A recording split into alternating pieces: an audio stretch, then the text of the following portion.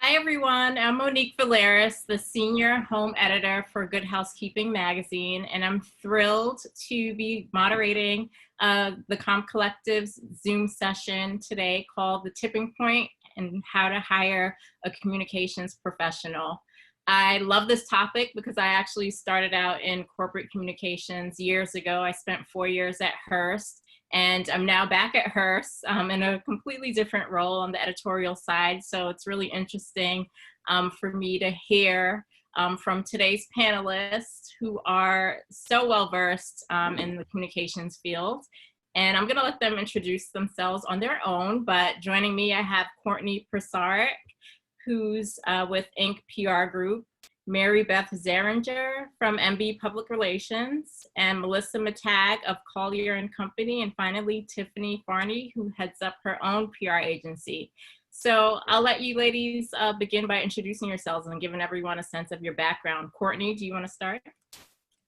Sure. Hi, I'm Courtney Pizarra. I'm the principal and founder of Inc. PR Group, and we specialize in public relations and marketing in the home space. So interior design, architecture, product, you name it, brands, and that's what we do. Great. Mary Beth? So I am also the founder and principal at MB Public Relations. We also specialize in the interior design industry, both residential and hospitality, working with designers and manufacturers, helping them with traditional media outreach all the way to social media strategy, and even some more traditional marketing. So, great. And Tiffany? Hi, my name is Tiffany Farney. I am the founder of Tiffany Farney PR. I am based in New York City, and I represent interior designers in the home and design space. And that's me. Excellent. And Melissa? Well, I'm also a principal and founder of Collier and Company. We're a business development and communications firm that focuses on strategic growth and marketing for boutique brands and creative entrepreneurs, primarily in the interior design home space, but also a little bit in lifestyle. Great. So we'll just jump right in. We're at a very challenging time. Not only are we in the midst of a global pandemic, but we're dealing with racial injustice that continues to prevail in our country. And so we're seeing a lot of brands and, designers be more vocal about the need for diversity, for more diversity. Can you give us a sense of, how you're crafting pitches right now, how you're working with clients, considering both of those areas? I mean, it's a very sensitive time. I guess let's start by having Melissa jump in. Well, I think, the issues of Black Lives Matter and the lack of diversity in our industry have been front and center for quite a while. But it felt like they were almost token issues. They were just an undercurrent that would kind of come to the fore every now and then fade into the background a little bit. It never seemed like there was enough momentum to actually make fundamental and systemic change. So things are very different this time. And in the last couple of weeks, we've learned, as a group and individually, to listen better, to really, keep your mouth shut and listen and check your own defensiveness, and then, and only then, speak and act. And so this mindfulness is something I've discussed with my clients and my colleagues, and underscored that even though statements are wonderful and good and very important, this is very much a time to act. Typically I work with very well-established luxury brands, so I've looked at ways to be more flexible in terms of the services and options I provide so I can better serve them where they are. And I've also asked them to explore different ways that they can do the same thing. At the end of the day, I've always made a point, and I think many of us would agree, I've made a point of working with people who are like-minded and who I have chemistry with. And I've taken an even harder line on that, and I've encouraged my clients to do the same thing. If we don't agree on these issues, then we're not going to be a good fit. if we do agree on these issues, we're going to work together and we're going to find some ways we can act and we can support and we can really nurture this movement for change. That's excellent. Mary Beth, how are you approaching this right now? So echoing what Melissa said, you know, it's definitely been a couple weeks of just taking a step back and reading and listening and watching what's going on. And I too have been having many conversations with my clients, people in the industry, my friends, and you know, I think the great thing is everyone that I'm working with, I feel like, is on the same page and really wants to see the industry change and really wants to see more diversity, whether it's at markets, you know, panel discussions, show houses. Like, I think it is a little bit alarming that we've all had to really look and see, wow, I mean, we've always known this is an issue, but yeah, now it's the time to really fix it and make things right. So lots of conversations, good conversations. That's great. It's definitely time for change. Tiffany, what do you think? Yeah, to kind of add to what Melissa and Mary Beth said so beautifully, you know, we are storytellers. We are, you know, kind of gatekeepers. We are working with brands and you know, getting them exposure. And so, you know, in that same light, we really have an opportunity here to bring more diverse voices to the industry and to those that say, you know, it's hard to find them. You know, they're out there. There's amazing diverse designers and home brands.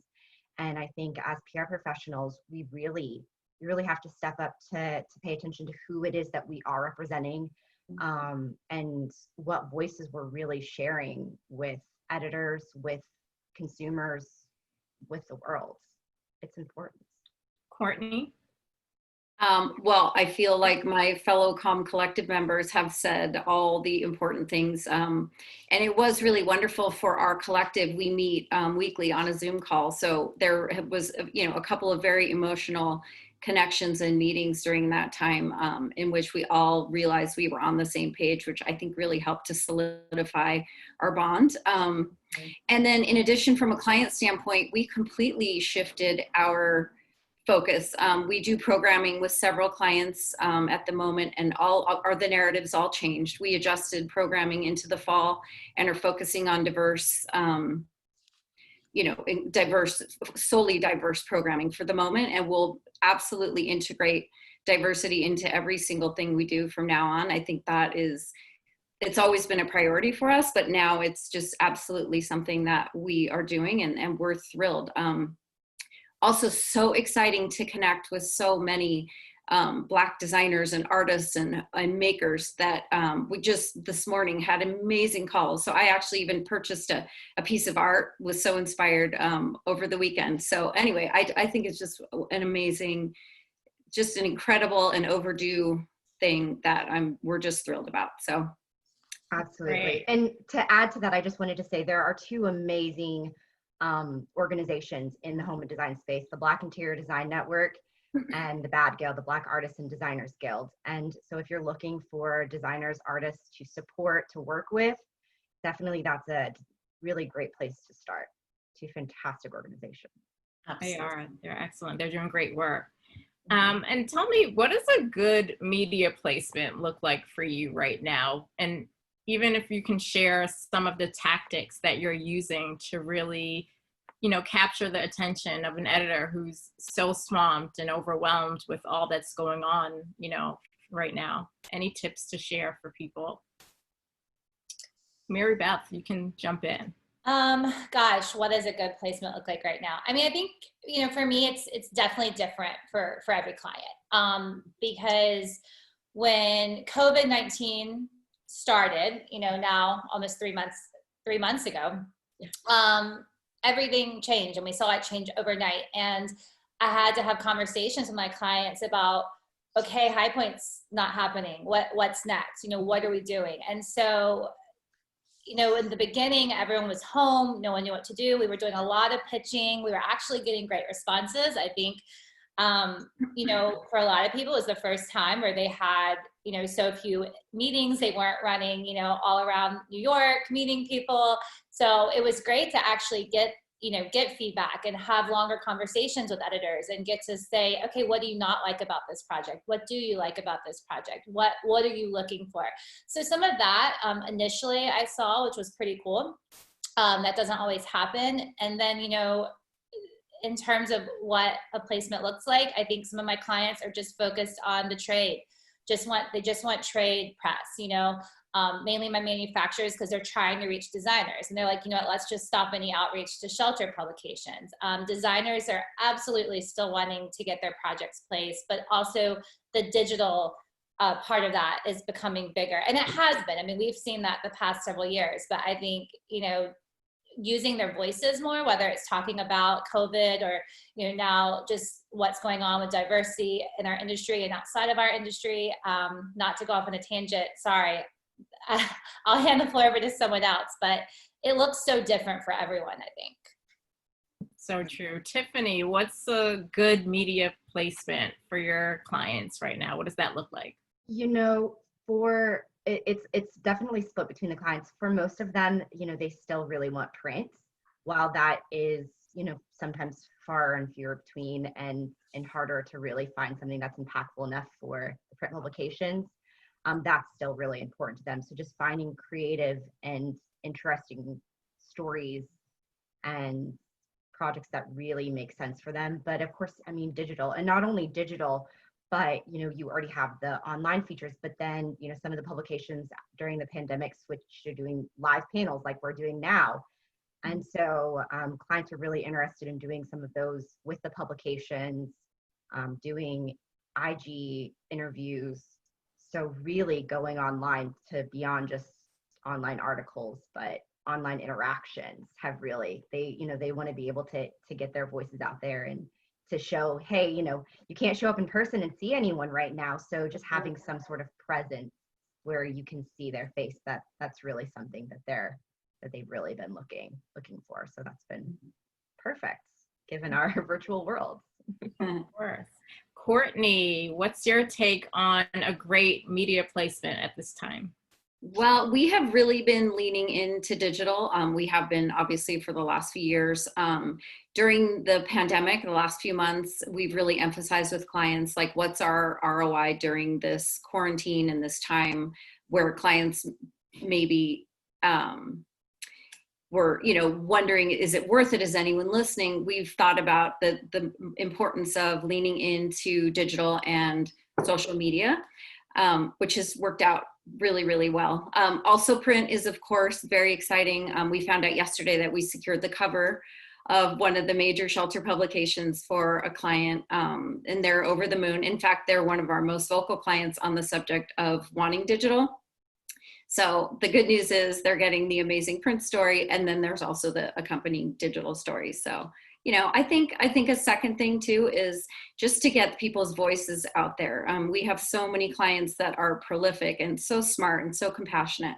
So during recent media, these, the pandemic and the diversity conversations, I think we've really been able to put our clients in a position where they can, really shine and grow, and people are impressed by their opinions. And we've had some really positive feedback. So it's been really good. Congrats, that's exciting. Melissa, share your take on what's a dream media placement look like at this time? Well, I feel in very similar ways to, what all my colleagues have said in terms of what a good placement is. I think, there's been an arc to the story of this pandemic and sort of the recent social justice activities and so forth. And so in many ways, it's like riding a roller coaster. In the beginning, it was panic and pivot.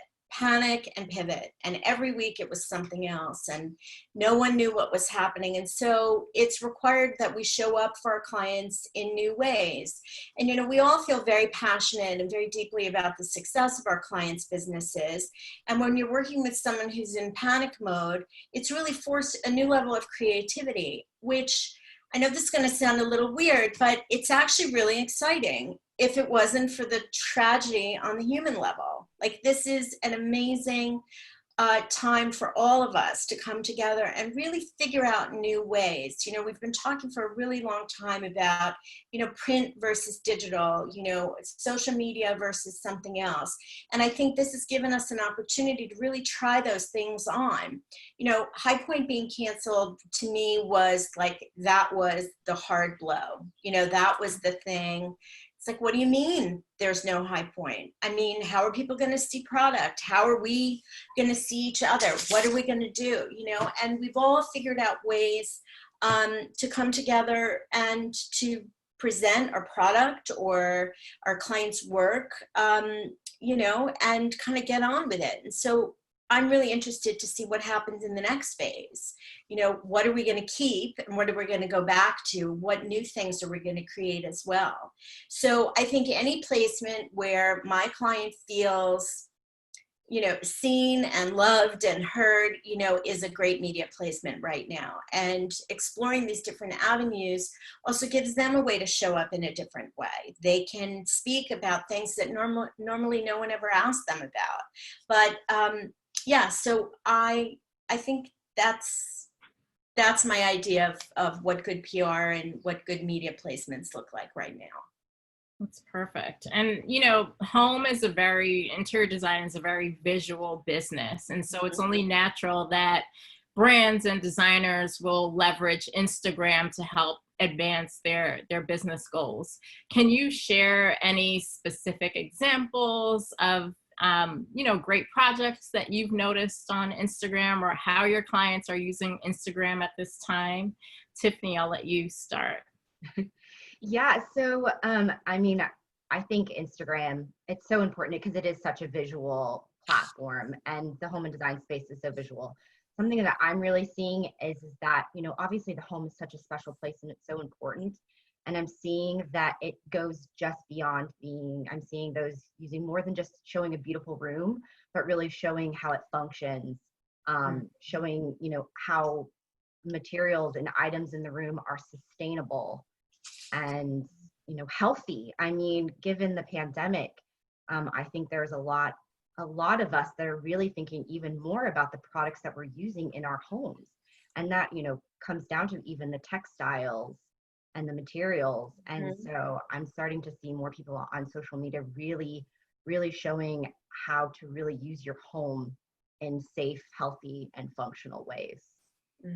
That's great. Courtney, what have you noticed on Instagram or what do you think is working right now for your clients?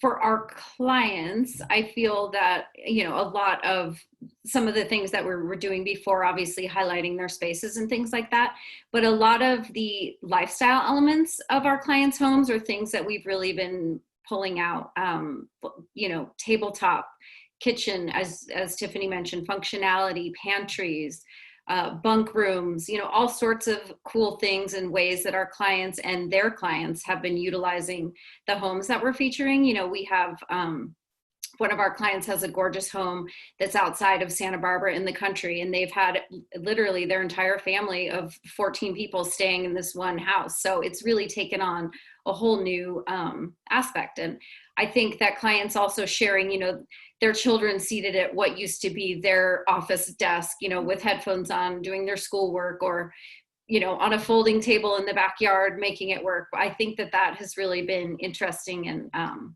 something that we've tried to, we always do weekly conversations with our clients, and we ask, you know, what are you doing? How are you guys using your spaces?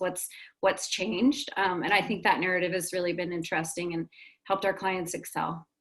That's great. Mary Beth, what opportunities have you noticed for Instagram right now?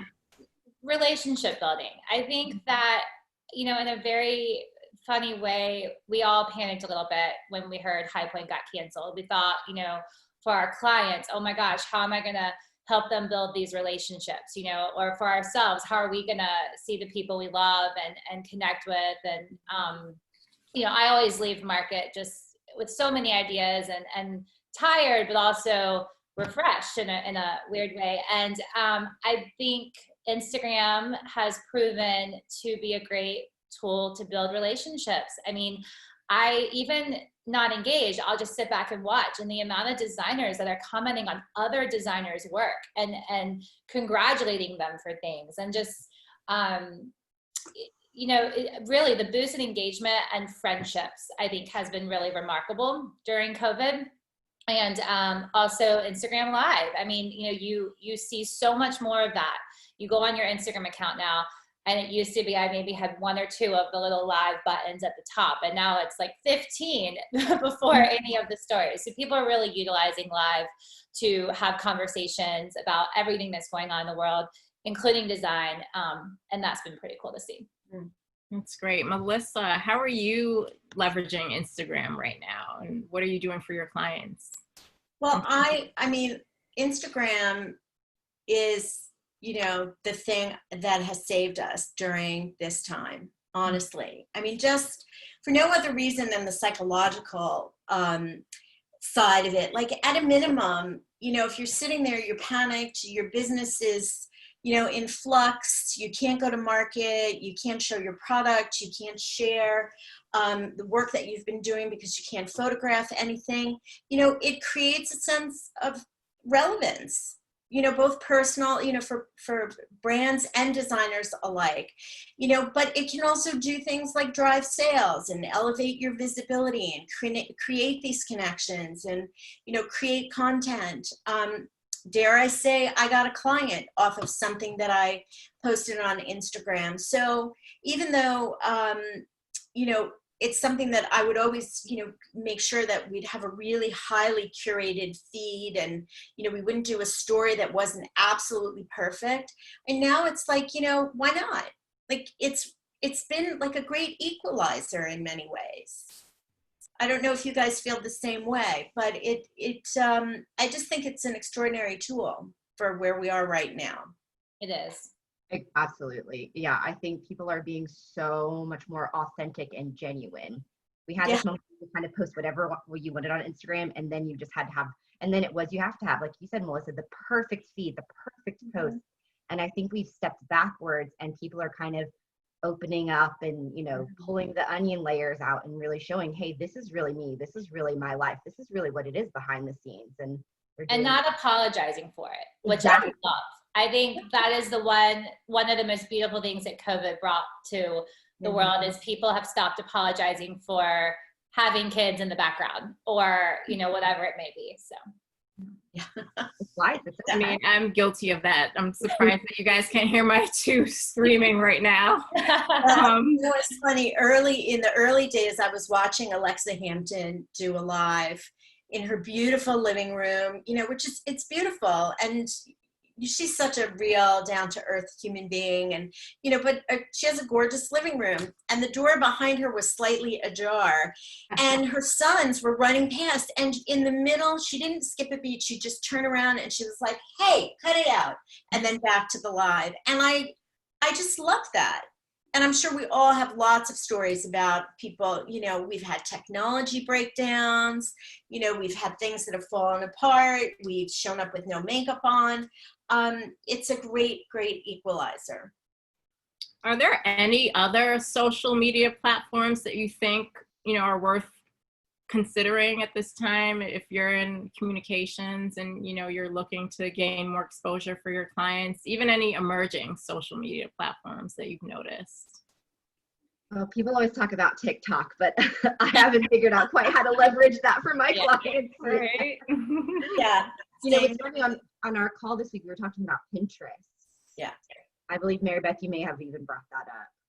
I did, because I think for whatever reason, I've had 2 or 3 conversations with clients in the past couple of weeks about Pinterest, them coming to me and asking. And I think actually it may be next week, but the upcoming Comm Collective panel, I think, is going to focus on social and Pinterest and more about what Pinterest can do for this industry. So I'm excited to watch that because I want to learn. Me too. Yeah, we've had clients talking about new business as well from Pinterest a lot recently, and even on some of the forums that we see on Facebook and others, I'm seeing a lot of referrals or queries for new business that are stemming from Pinterest. So it's one to watch. Yeah. It's been around longer than the others, but it's still holding strong. Yeah. Oh, yeah, And I still love Pinterest. I've done a couple of website audits, like really trying to look at SEO and a few of the analytics, and I'm by no means an expert on that. But one thing I noticed on several occasions was that Pinterest was the primary driver of traffic to their website. And I started calling around to friends who are experts in the field, and they said, absolutely, it is a powerhouse. If you set it up properly, people are looking at your boards, looking at your pins, and it's bringing them right to your website, which I think is a very powerful tool that we're not really focused on yet, but certainly will be in the future. That's interesting. And I've noticed that, now that we're working from home, a lot of brands are offering virtual press previews. Have you found that to be helpful for any of your clients? Have any of you hosted one over the past few weeks? Any tips for people who are thinking about, organizing a session like that? We've had more face-to-face with editors, virtual face-to-face with editors and brands, and really effective conversations where we're, not only us as PR professionals are speaking with the editors over Zoom, but also, as you said, looping our clients and even doing, a virtual showroom tour, really getting into it and having, as though we're all sort of in the showroom, if you will. So I think that's effective. That's right. Melissa? Well, I haven't personally done it with a client, but I've advised a colleague who has a client with a textile line, and they found it hugely effective. At the end of the day, it's kind of the only way to get it done now. Nothing is ever going to take the place of looking at fabric in person, touching it, etc. So that's a challenge. But where possible, I've encouraged people to send samples in advance, to at least have one example so that the editors can really get a sense of what they're looking at. And the same is true for brands who are actually trying to sell product. Virtual presentations with designers.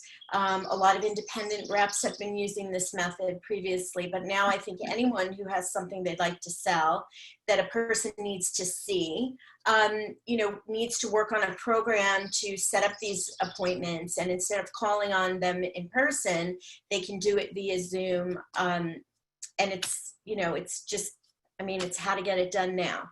Hopefully, we'll have a different set of parameters in the coming months, but I don't think, realistically, in the next 3 or 6 months, when will it be? I don't think anyone knows. So the other thing is, again, they don't need to be perfect.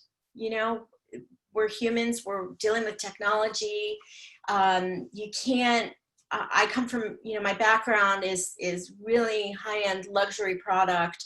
Everything had to be just so really buttoned up. And it's like, well, we're doing the best that we can. So I'm all for it where possible. Tiffany, are you also encouraging clients to take on virtual presentations? Absolutely, yes. From the beginning, I've had some clients that we've done some with. I'm encouraging a showroom that I represent to. We can't hear you completely. Can you speak up a little bit? Oh, I'm so sorry. Can you hear me now? Yep. Yeah. Perfect. So yes, we're definitely encouraging and been working with clients on doing digital presentations. It's not the same. It's not the same as bringing them into the showrooms and feeling and touching it, like Melissa said, but really it does so much, and it works. It works.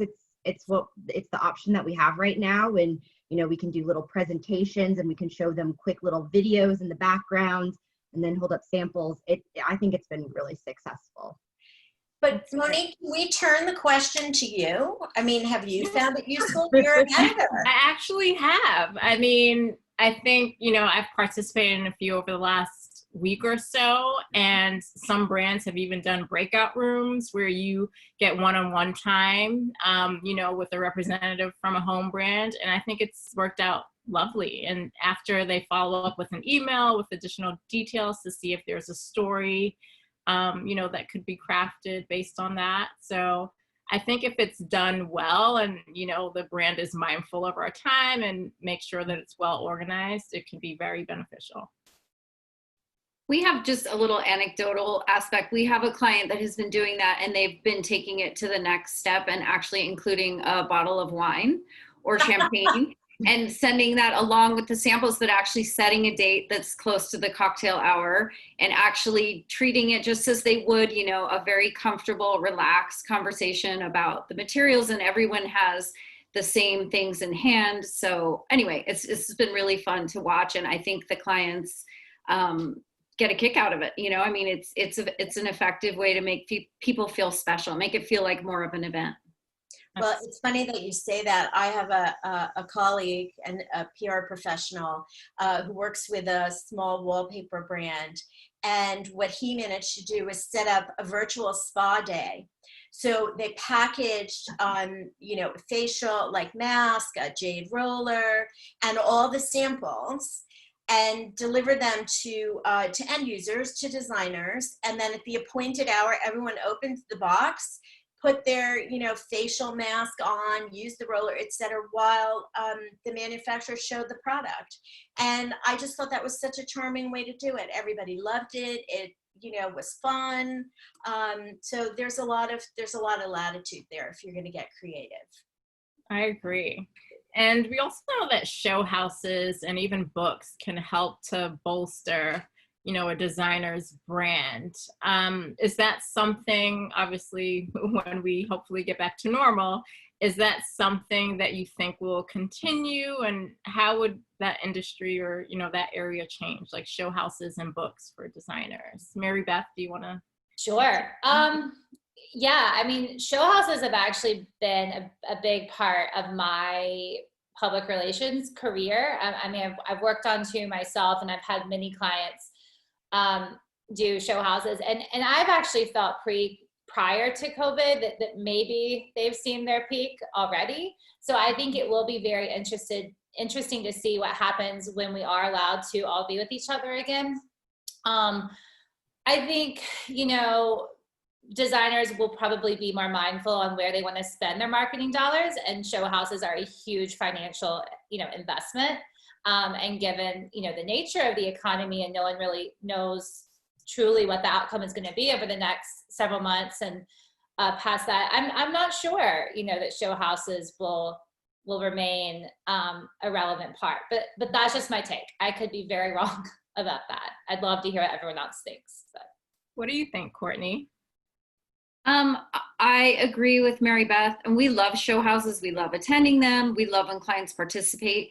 We are very clear about recommending them to clients. We don't recommend them wholeheartedly. We explain that we don't even understand the financial impact firsthand. We don't understand the strain that it puts on the workforce and the team. It is very complex, and obviously, as we all have seen, things come down to the wire, things go wrong, there are all sorts of things. So we've had clients that are thrilled with the results. We've had clients that are less thrilled with the results, but I think ultimately in the long run, it's about the experience of everyone being together.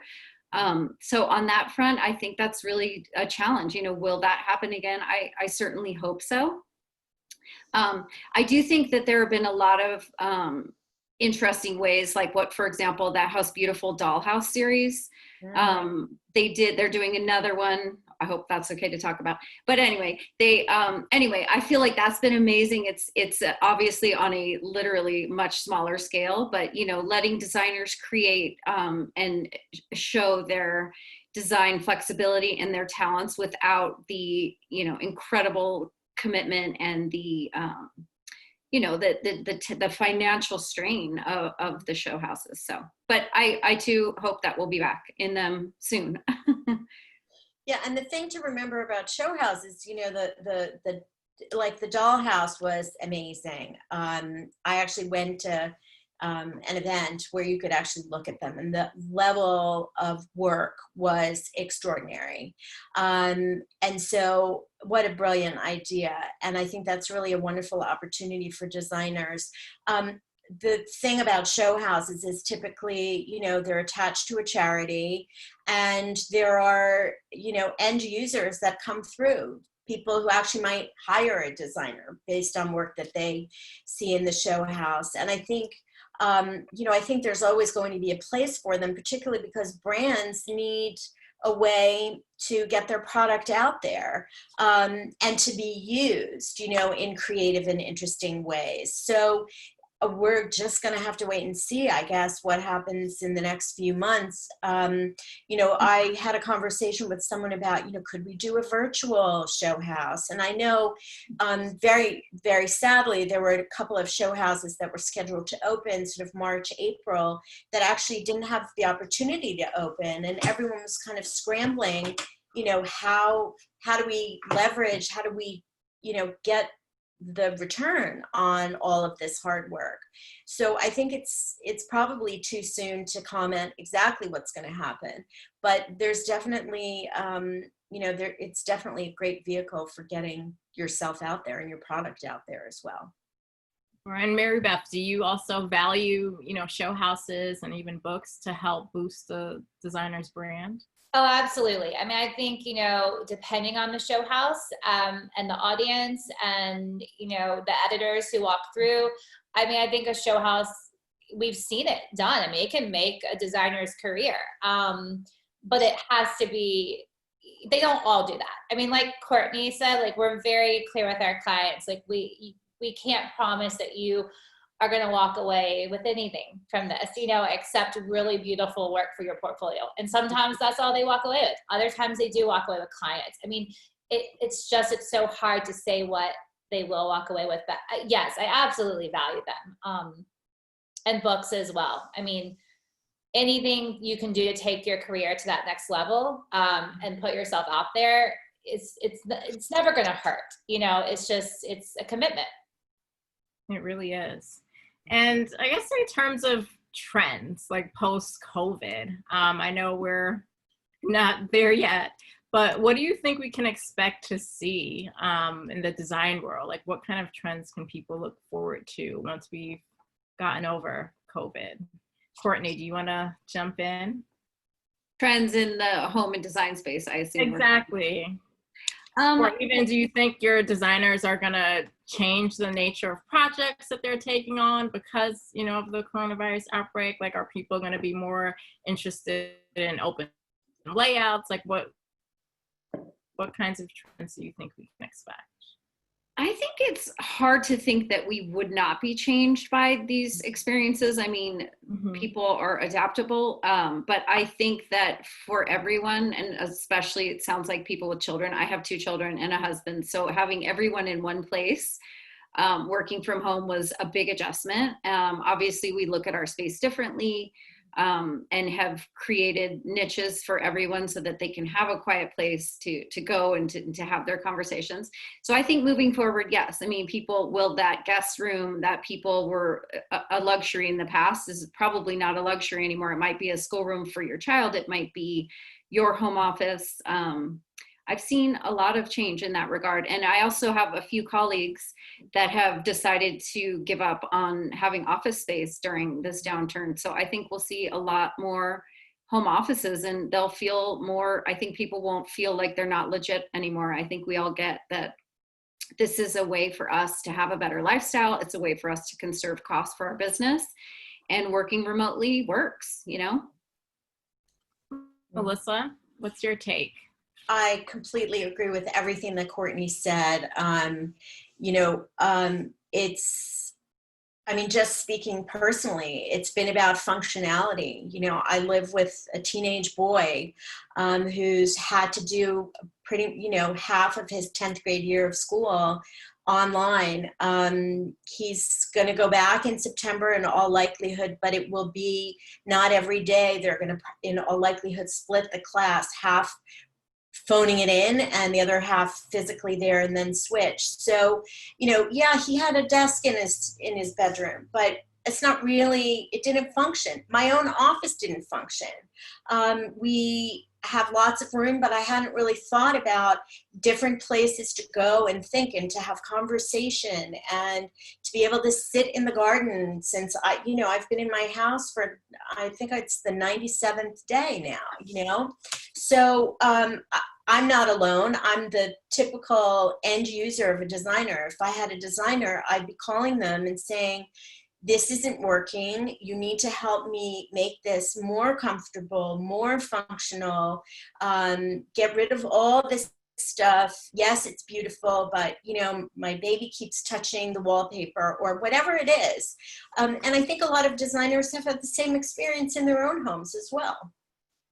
So yeah, I don't know if that's a trend, but that's definitely a focus. And the other thing I will say is, I live just outside of New York City, and I know that New York City is not alone in having a huge migration already. I mean, real estate prices where I live and a little further north are like going bonkers. Everyone's trying to get out, particularly people with children. I think I read something today that San Francisco has had 10% of the population leave. And I think that's a trend that's going to continue. I think being cooped up in an apartment in a city is a lot to ask. So people have really, I've seen a lot of new business come during the last few weeks. So. Interesting. Mary Beth, what's your take on what we can expect to see post-COVID? Gosh, I mean, Courtney and Melissa both gave great answers, and I agree with everything they both said. And, I think, I cannot remember where I heard it. I don't know if it was a personal conversation I had, or I listened to it on a digital panel. But somebody said, and this made a lot of sense to me, that, the open floor plan is probably dead after COVID because people need walls, and they didn't realize how much they needed walls until we've all been stuck inside, with our spouse or our kids or our dogs even, and so I think that you will probably see more walls, which I think is actually great. And that'll be interesting. And I think I've also heard a lot just about the functionality of people's kitchens, because we've all been cooking more than ever for the past 3 months. And I mean, I know myself, I'm like, oh, okay, that would really be nice to have. And I've even made some purchases for new kitchen appliances. Like we bought an Instant Pot, and I never in a million years thought I would buy an Instant Pot. But I think you're going to see kitchen remodels. I think you're going to see bathroom remodels. I think when everything starts to get back to normal, there's going to definitely be a surge in remodels of homes, because people truly see now what does work and what doesn't work. So true. Tiffany, any thoughts to share there? No, I mean, the ladies pretty well covered it, but I would also add to it outdoor spaces. So I think we're going to see far more creative. I mean, outdoor living has already been a trend that's kind of been growing over the last few years. People are moving, kitchens more, almost full-fledged kitchens outdoors. They're moving living spaces outdoors. But I really think now that if people feel like they have to stay in their homes to be safe, that they're really going to make their outdoor spaces so that they can kind of get out of the cooped up home a sanctuary. I think is going to be definitely, and I know I've spoken of it too, but I think we're all thinking even more than before about our health, and really, so sustainability, the environment, and, health. What's in our materials? What materials are we using? What really are we exposing ourselves, our children, our families to? Right. And how can we clean? Yeah. Right. I mean, it's already been such a huge, part. I mean, you hear designers talk all the time now about, their clients really only want performance fabric, but I think you're going to just see more and more of that. Yeah. And I know that manufacturers are really looking at, particularly in the hospitality industry, you have got to make sure that whatever you're putting in a lobby of a hotel can be sanitized and disinfected on a regular basis. So forget the 800,000 rubs. It's got to be, can we use something, a strong chemical that's an antibacterial or bleach, so I think we're going to see a lot of changes there.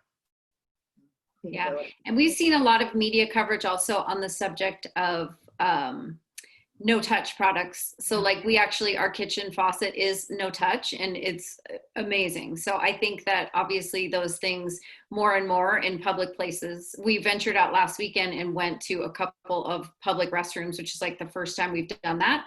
And the first one was easy because it was all automated. The second one actually had a handle on the faucet. And I was like, oh, what am I going to do? I can't touch that. Big no-no. Yeah. Like tech at home too. Far more, I think, yeah. Tech at home, I think, is also. Yeah. True. And for those of you who work with brands, any specific examples of how they've pivoted at this time and how they're really trying to maintain their connection with their consumer base, especially because we're all, at home, people are shopping more online. Any interesting anecdotes there to share? I have a few, starting in March when things really started getting real. We had quite a few brands going into new collections, and it was interesting to see the approaches. There were a couple that stayed the course and created virtual markets and continued the virtual meetings with editorial and rolled out their products. We also saw an equal number of brands completely hit pause and say, we're panicking, we don't know what to do. And then there were a couple of others that actually decided to postpone their launches altogether to October, which is another way to go. But in hindsight, I feel that in October, how different are things going to be? I think we understand that markets are going to start to open, but no one can really get a sense of what that's going to look like. So, leaning into this no touch world and reality, I think is the right thing to do. So I think, it's whatever's planned now for the fall has to move forward because there's such a backlog of product and ideas and designs. And so it'll be interesting. I hope that the numbers are still there. Yeah. For these brands. Yeah. Anyone else have any thoughts on, how brands have pivoted during this time, or any clever ways they've, tried to establish a stronger connection with their consumers? Well, I think, brands who got it right reached out to their clients and checked in with them. How are you doing? Are you okay? Look, we manufacture overseas. We can't do anything right now. So we're going to make, masks. And, how can we help you? Is there anything that you need? Can we support you? How can we support you? Those are those connections. And I think, designers will remember that when things come back online again. Now, if I'm not mistaken, right now, there's sort of a series of pop-up showrooms in High Point that are opening by appointment. And I think, everyone is just being tentative and trying to approach this with as much flexibility and, sensitivity as possible. And hopefully, they will be able to figure it out. I mean, if we're still in the midst of the pandemic and, the infection rates are still scary, a lot of people aren't going to go, even if there is a market in October. So how can we get ahead of that? Can we start earlier and have it, be a longer process? Can High Point be open every day of the year, like many people have suggested in the past? So, every time I think about the answer to a question, I think I know, but then it's like, but I don't. Nobody knows what's going to happen. So I think as long as brands have maintained contact with their clients, that puts them in really great shape for when things do open up.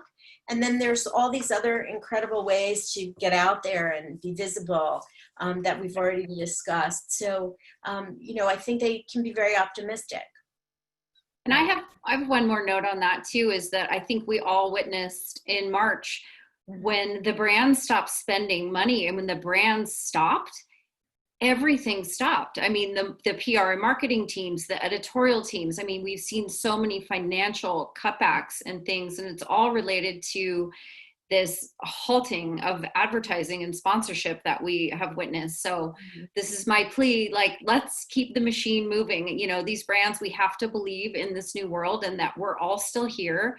We all still are, you know, the designers are working, they need products. So I'm really hopeful that the brands, and I think many of them do, but they realize that they need to spend their money on the marketing and on the advertising and the exposure so that we can keep the wheels turning. Sure. Great point. I agree. And, you know, I started my career in PR and corporate communications, and I'm now, you know, the senior home editor at Good Housekeeping, but I understand the value of PR, but I think sometimes it could be so hard to measure. What would you say, you know, to a brand or a designer who's really rethinking their PR strategy and, you know, what you offer? Like, what do you want people to know about the power of communications for their brand? Mary Beth, I'll throw it to you. So when we get approached, you know, I am very upfront and saying, what are your goals? Because, you know, I think also every one of my clients to a degree has a different goal. And I think at the end of the day, building relationships is probably one of the most important things any business can do. It's how, I mean, Melissa just said it. It's the businesses that were smart about maintaining those relationships when March happened and everything kind of shut down. They will more than likely be the ones that will, you know, survive and really push through all of this. And I think that that's where PR comes into play. As we, you know, we as publicists, we help these designers and we help these brands build these relationships that they otherwise wouldn't have. And then those relationships can lead to some pretty powerful things for their career, whether it's, you know, a collection with a manufacturer or, you know, getting to be in a show house that they otherwise would have never, you know, had the opportunity. So I think that's where PR in my mind is most powerful, is relationships. And on that note, I do want to say, you know, a lot of, you know, not so fun things have happened because of COVID, but I think we've all seen a lot of positive things happen too. I mean, Comm Collective would have never been formed without COVID. And, you know, Tiffany set up a really fun happy hour now 3 months ago, and it was emotional. I mean, it was right at the beginning. We were all like, what's happening? Our clients were all, you know, what's going on? And we've formed something really awesome out of it, and because of relationships. So yeah, I'm glad you came up with the idea. How clever. I love it. Melissa, tell us, remind us about the value of PR. And, you know, it's hard to measure, as I mentioned, sometimes. So what do you think? Well, it is very difficult to measure. I mean, you know, it is immeasurable, actually. There are a few things you can measure, you know, how many placements, you know, analytical things. But I don't actually think that that is the most important measure of public relations. I think that it is part of a much bigger picture, a much bigger story, which is really the strategic growth that your, you know, your client is looking for. A client has to come with goals. They need to know where they want to go, and they need to have the assets so that a public relations professional can actually work with them. It's really not, you know, it's a waste of money to hire a PR professional if you don't have photography, if you don't know who you are, if you don't know where you're going. I mean, it's a challenge. How can you have no materials to work with? And I think, that being said, part of what we do is we are connectors. So I tend to work typically in the stage of a business that's just before you're ready to hire a PR agency. So I work on really developing the branding, the messaging, the strategy, you know, getting your assets together, all your ducks in a row, basically. And then I really encourage people to use public relations professionals to really raise their visibility, to connect them in ways that they could never do on their own. And we, we are so lucky to work in this industry and do the jobs that we do. We work with extraordinary people. All the editors that I collaborate with are always so generous.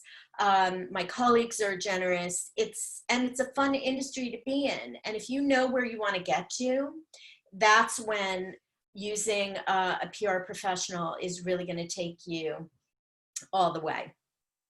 Right. And Tiffany, at what point do you think someone should hire a communications professional? How do you know when it's the right time?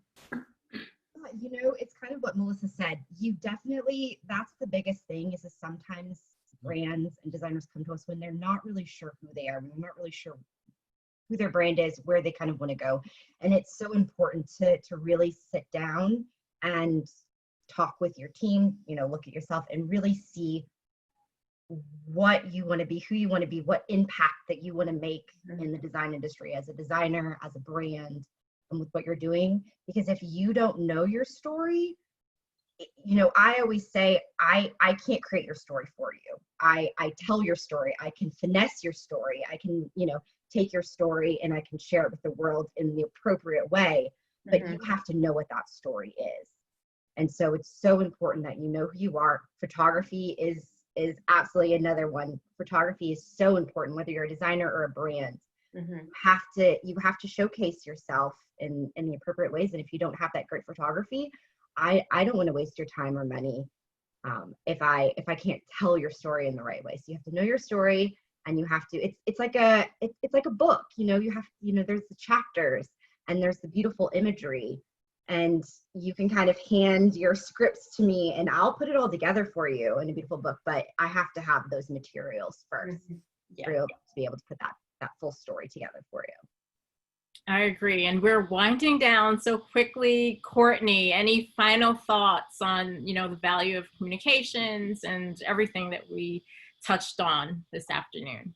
Yeah, I was just going to say to that last point, we love getting people when they're fresh. So if we connect with a designer or a brand that has product or has work assets, even if they haven't been photographed yet, like it's our dream to actually help them create that logo and put that brand together, and then even help to select the photographer and be on the shoots and actually get the content that we need to get them to the next level. But personally, I think people should hire PR professionals. I think it's the best call you can make, but I'm biased. I agree. Melissa, final thoughts to share with our audience? Well, I mean, I agree with Courtney and Tiffany and Mary Beth on most things, and very specifically on this. PR is a very powerful tool. It is, if you think about the amount of energy and care and thoughtfulness that we all put into creating stories, and that goes for you too, Monique, creating stories and really promoting the work of someone. There's no way, if you are a working designer, that you have the time nor the expertise to focus on that. It's just impossible. So a professional is really, it's an investment, but it's cost effective because you are getting access that you couldn't create on your own. That would be very challenging, and a whole network, a whole industry that's behind you to support, you know, the goals that you have. So I'm a fan too. Of course, and it's all about relationships, and I know, Absolutely. obviously that's where you guys come in. Mary Beth, any final thoughts to wrap up? Yeah, I think, you know, one thing kind of going off of what Tiffany was saying about your question, you know, how do you know if you're ready for a publicist? I think the one thing you have to also remember is it's a commitment for the client too. I mean, the client has to be willing and ready to do some work that we ask of them, and communicate with us, and, you know, make sure our goals are consistently aligned. And so, you know, that is something you remember for anyone who's interested in hiring a publicist, is to make sure you also have that time and you're able to give some of yourself to the publicist, because you're going to get, you know, that's how you're going to get far, is if you can also commit some time. So true. It's a two-way street. Tiffany, any last words before we wrap up?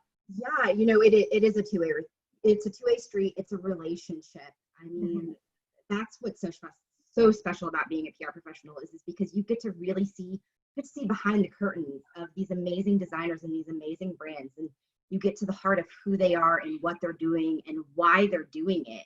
And I feel like that's why all of us, Courtney, Melissa, and Mary Beth, the rest of our founders, Kayla, Lisa, and Jessica, that's why we do what we do, is we believe so strongly in those that we're representing, and we want to share those beautiful stories and share that amazing magic, because I mean, it's very much a service industry, and we're here to serve.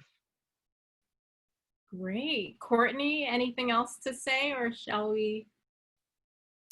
No, nothing. I want to say thank you to you, Monique, for all your years of support and just being amazing. And anyway, we're so grateful to our media friends. I know us as the collective, we're just wringing our hands, hoping that everybody can just keep doing what we're doing and what we love to do.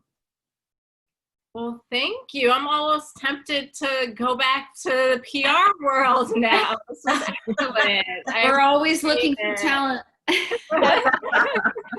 Well, thank you all for joining. This was awesome. And the session will be posted on the Comm Collective site, correct?